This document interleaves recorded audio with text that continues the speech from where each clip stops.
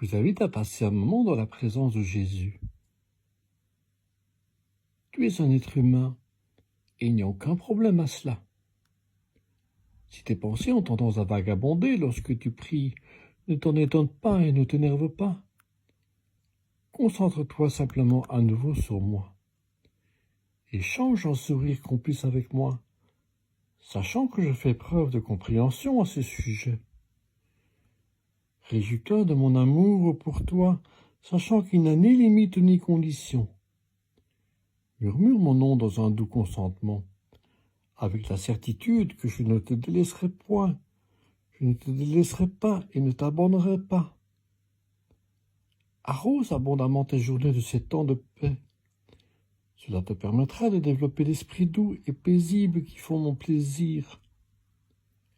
Lorsque tu es tout près de moi, la lumière de ma présence passe à travers toi pour bénir les autres.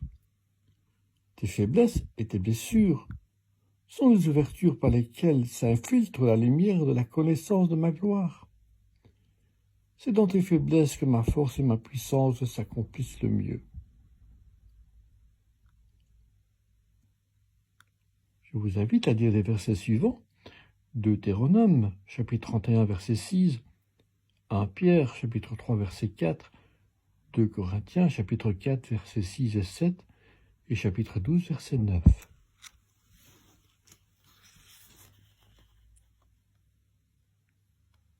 Fortifiez-vous, ayez du courage.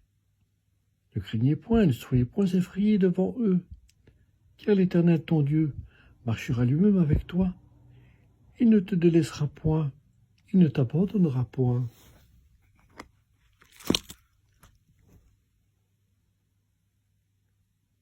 Mais la parure intérieure est cachée dans le cœur, la pureté incorruptible d'un esprit doux et paisible qui est d'un grand prix devant Dieu.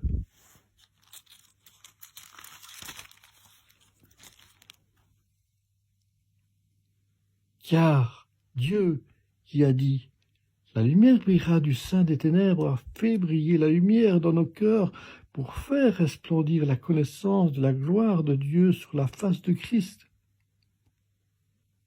Nous portons ce trésor dans des vases de terre afin que cette grande puissance soit attribuée à Dieu et non pas à nous.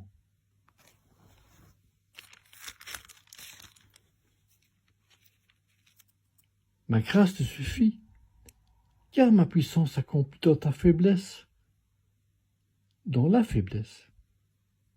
Je me glorifierai donc bien plus volontiers de mes faiblesses, afin que la puissance de Christ repose sur moi.